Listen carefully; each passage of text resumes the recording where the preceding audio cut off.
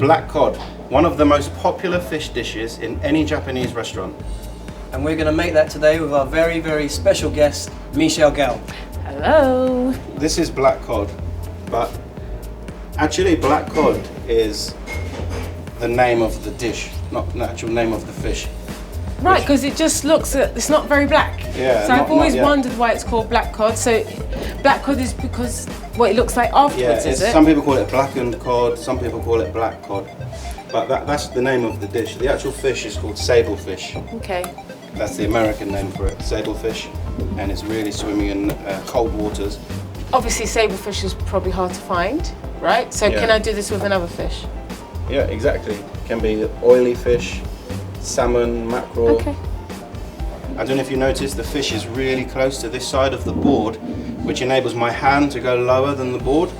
So if I was filleting the fish here, my hand would be here and the knife would be cutting into the flesh or the wrong places. So when it's close to the board here, your hand can go lower than the board. So if you see that, I'm looking for this center bone. You see this bone here? Yeah. That's the center bone. Once you found it, so I want to cut to the center and slightly on top of that center bone, okay? Which is just about there. Okay, if you see where the white comes again here, that's the beginning of the middle bone, which is what we're looking for. And the same thing, we're going to stay on top of the fins, use the fins as your guideline. So the heel of the knife will go in and it will be out around an inch and a half. And at the same time you do that, you just walk backwards like this. All the way to the edge. You see your hands go like this and you walk back. And another one on top, this cut. You see what I'm doing, my thumb and finger sliding along, making sure that the flesh is coming up and we're not going to disturb it or waste any by leaving it on the bone. And another one. Okay? Yeah, so it's good to know I can do it with salmon. And actually we do have today for you to try the salmon version we have. Oh, excellent, okay. So you read our mind. You can cut it off flat from there. And then again with the heel of the knife. I'm always going to say start from the heel because you always want to cut this towards yourself.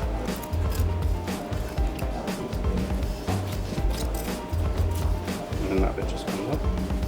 The most important thing I think when you're filleting fish is that you've got a really sharp knife. So you have these nice straight lines along here. The fillet goes up and down and around rather than just flat and long as if someone just cut it straight up. My way. Yeah. And then we can keep the bones for, normally you can keep fish bones for stock or sauces and stuff like that. For this particular dish we don't need to. Okay, then we're going to remove the belly of the fish, which is from here, to go around under those bones. And what I'm doing is just getting my first cut under these rib bones and push it over the knife as I draw backwards. And then to portion it, I'm going to follow the same direction as the natural fish fillet. So if you see, one is going this way and the other one is going this way. So this one we're going to follow the same angle. Okay. And this one we wouldn't start the same angle because then we'd end up with triangles. So we go the same way, this way. So we're going to follow the same angle and cut them into sashimi style slices where you have an angle on the front like this. And then to go on the board you just cut it straight down. And then what that does is you have a beautiful piece on the top where when we grill that, it's going to be golden brown. And you see the angle here, when the heat comes down, that bit will go brown as well. You want to keep that angle always the same, but obviously it gets shorter, so the portion will get too small, so then you go longer as you go down. Okay. So you're going to get roughly the same amount of grams as you go. So it's that size, and then there's a longer piece, you see? So that bit gets wider, but the grams, for example, of these two will be the same. Okay. Exactly the same. Okay? And then you might have a tasting menu or like the bento box where you have a smaller piece here and you use that in the bento or for a tasting thing. Something like that. My favourite bits. Okay, so now we need to make the marinade for this and Mike's going to show you how to do that. Okay, let's go. So starting off, we've got our array of ingredients. We have some mirin, some sake, some sugar, some aji amarillo. Then we have some miso paste, which is a fermented soybean paste, which is basically the soybeans are pounded and then they're mixed with like barley, millet. It's been known to be also been mixed with quinoa. Oh, okay. And then these are fermented down. So that's what we have here, and this is going to be the base for our sauce. And what we're going to do is basically dissolve all these ingredients together. So we've got the sugar, and we have the sake. These two are slightly warm, so it helps dissolve the sugar. Yeah? Okay. And this is the mirin, right? Yep. Get that in there. Nice. Where would we get the miso paste from? Miso you can find in, I think I've seen it in Waitrose at the minute. You can get it in Miso most- paste? Yeah. You Yeah. can get it in some. You can get it in a lot of supermarkets right now. Good to know. So I can get it. It's good. So I really want to do this for salmon. I'm going to do it at home. Yeah, you can do You it. have to do it. Because I love black cod. We're waiting for our invitation. So as you can see now, we've mixed this all together, and we've dissolved the sugar into all the other ingredients. Now we're going to add the ají amarillo. So this is the Peruvian chili that's bringing the Nikkei factor to our black cod. This is a synonymous product from Peru, and it's one of the most prized as well. It's my favourite chili in the world. It's got a really lovely colour as well. I can't wait to taste it with that little bit of spice kick to it. Yeah. It's Really, lovely. really good. So again, I'm saying this is really versatile. This is now a curing sort of marinade, so we can use this for black cod, salmon, and like we said, we use it for beef even as well. It's really good. So then what we're going to do is marinate this cod, and it goes straight into this marinade, but the marinade is actually pickling and curing it, so you need to choose the right amount of time, and it takes quite a lot of marinade. You can use this sauce for many, many, many other things as well. If there's people watching that don't eat fish, in Japan they use miso paste for everything. They pickle vegetables in there, even meat. Even if you're doing a barbecue, you can make this chili miso and do meat and have a really, really good barbecue. So you need quite a lot, and you just turn it all around in there. Make sure it's all covered, both sides. And then the important bit that we like to do here is we finish it skin side up, okay? Because it's going to be marinating now for at least 3 days. We're going to check it after 3 days, and then on the 3rd day, sometimes you might change the miso, put a new one in, because as it marinates and cures, the liquid's coming out the fish, and it waters down the marinade a bit.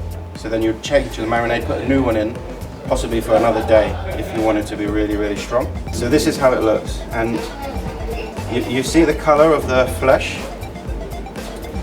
is taken on the color of the miso. Look at the difference here. This is the white color originally of just the fish without the miso, and this is the color now it's cured, and it's called black cod miso zuki.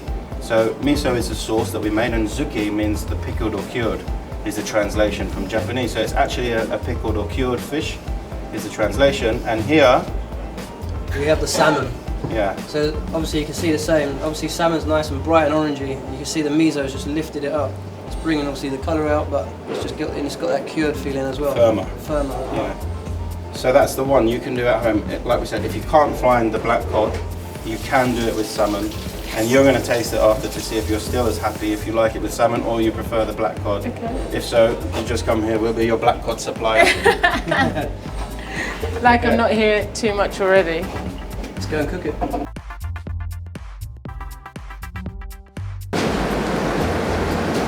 So we're here in the kitchen now, ready to cook this. All the chefs are around us getting ready for service. We're going to open the restaurant for lunch, but we're going to cook this black cod and salmon and give it a taste.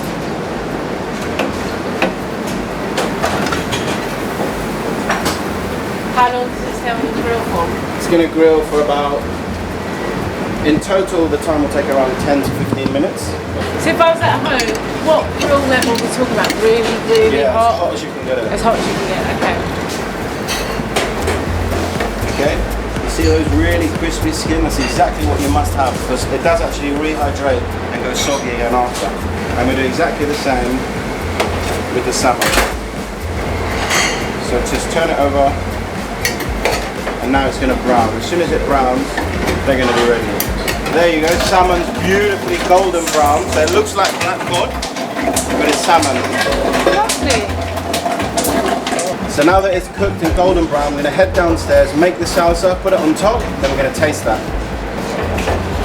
So we've grilled this lovely black cod and salmon that are in the miso, and now we're going to add a salsa to it and Nikkei it up. Yay. So we have some red onion here, which which has been finely sliced and washed for about 20 minutes under running cold water. We've got some nice picked coriander, which has been washed. We have the lime, which is synonymous to Peru.